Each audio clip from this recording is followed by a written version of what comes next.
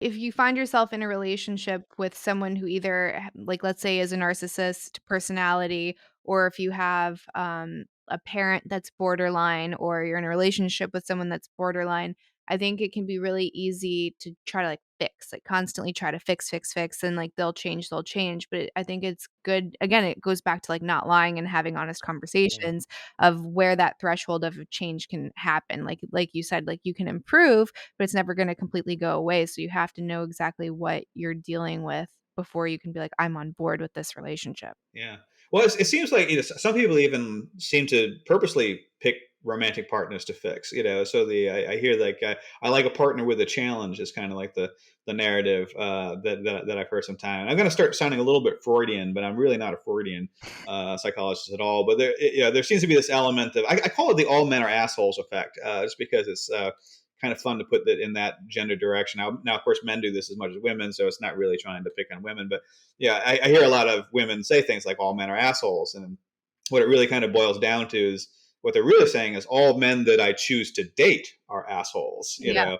and because oftentimes will say this to me, and I'm a guy, and and they say, oh no, no, no, not you. You're in the friend zone. You're okay. You're different. And yeah, I mean, it's I one time had this.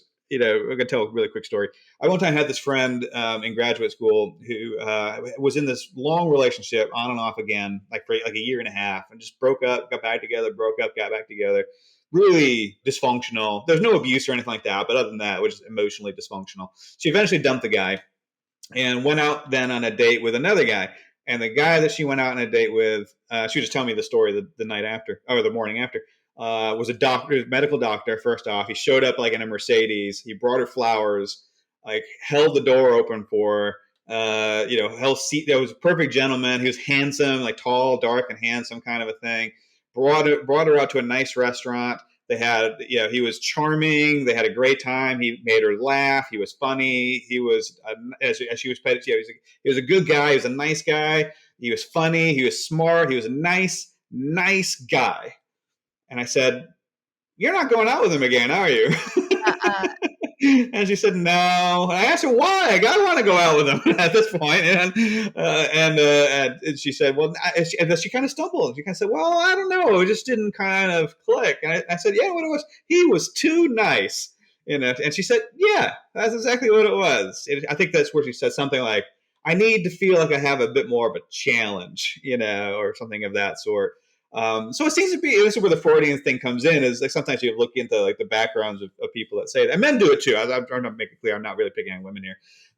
Men do it too, of course, but it's in essence that Freud would say that these people are really trying to recreate a parent-child relationship that was dysfunctional, and they're trying to fix it symbolically with a romantic partner. Now, I don't know if that's necessarily true or not, but oftentimes you do find the people that do that pattern that do actually have some problems with their parents I think at some something point. to So that, for sure. I think there's something to that, and I also think what I hear with those types of relationships, and I have been guilty of that 100% when I was younger, is, like, purposely picking the wrong guy, is that if you have a lot of instability and chaos in your home growing up, that mhm. you confuse that for a spark in a romantic partner. So if everything is calm and if everything is Yeah, healthy, you're like, "This is so uncomfortable for me because that's not what I'm used to. I'm used to chaos."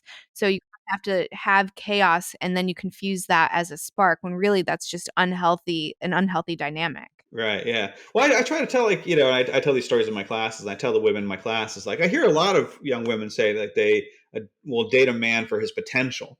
And I'm really here to say that men have no potential. Like what you're seeing on the first date is as good as it is going to ever get, because our effort is at 100%. And that 100% is going to fall like a mountainside from that point on. So things are not going to get better than the first date. So if you think you're seeing potential, you're really reading too much into the situation. But yeah, that's just kind of how it works out. But so I hope that I've like you know changed people's lives by cluing them into this sort of phenomenon before they delve into it themselves too far down the line. So yeah, try to find a nice person, male or female. Yeah. Uh, Gay or straight, I don't care. Find someone you actually get along with peacefully, because sparks never last anyway. So you want someone who's going to be like your best friend, Yeah, you know. So exactly. So how long have you been married? I've been married 20 years, and I am married to my best friend. Oh, I love that. Yeah, so we're going on our 7th year of marriage and then together for, like, 12 or something. It took him a long time. But Yeah. yes, together for, like, 12. And yeah, the spark is just I've read books where it breaks down the exact neurochemistry of what that excitement is in the beginning Yeah. stage, and it, like, cannot last past something like 3 months. Like, that's the average bell Yeah. curve of that spark and all of that excitement and the random passion and all of that. So, unless you want a series of 3-month relationships, you have to be able to go past that spark anyways. So, it's how do you create that?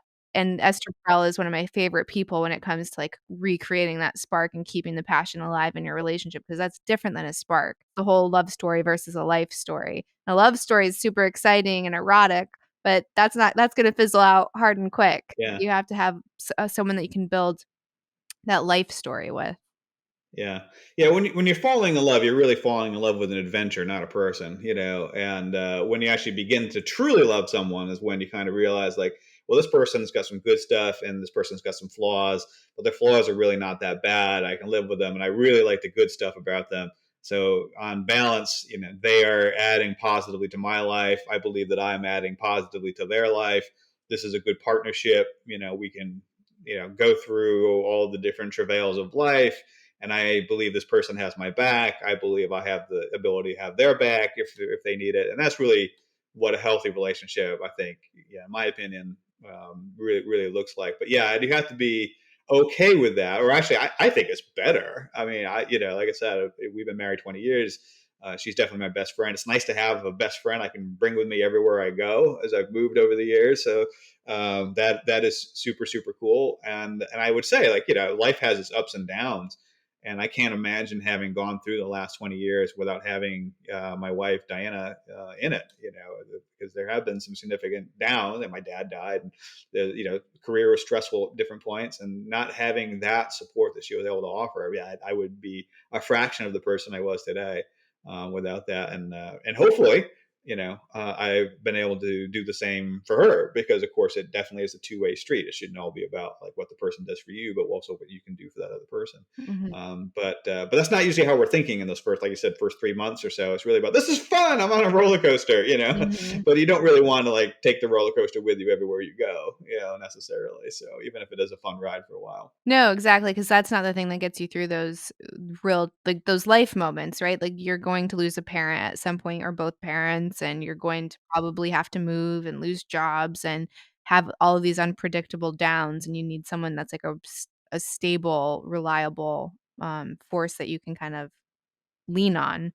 Like, Yeah. your passions aren't gonna get you through that, or your excitement, or your, like, really hot kiss, you know what I mean? Like, that's fun, but you Right. don't confuse the 2. Yeah. And at some point, you're going to be 70, you know, so Right. you have to build a structured relationship that's going to sustain you at that point, you know. And hopefully we all are still having sex at 70, right? You know, because it's good for the heart, it's good for a lot of things, right? You know, so I'm not trying to say you can't have any passion when you're 70, but you know, life would be a lot different then, and you want someone that, you know, you can enjoy not just the moment you're in at any given time, but also you can really think of like, I'm okay with spending not just the past 20 years, but the next 20 years with this person as well, you know, and I'm looking forward to that. You know, if you're struggling and thinking like, oh my God, can I picture being with this person when we're 75 and one of us maybe is on a CPAP machine or something like that? I don't know. Am I still going to be turned on? You know, then yeah, you might want to think, you know, something you just want to think about is like, does this have a long term potential or not? And yeah, just being on adrenaline the whole time is just, it's not, you can't do that for 40 years. You can do it, like I said, maybe 3 months, maybe 6 months if you really get a lot of energy. But Mhm. eventually it just has to shift to some other kind of platform for sustaining a long term relationship. So Mhm. you want someone who could be your friend uh, more than anything else, really. I totally agree. I totally agree.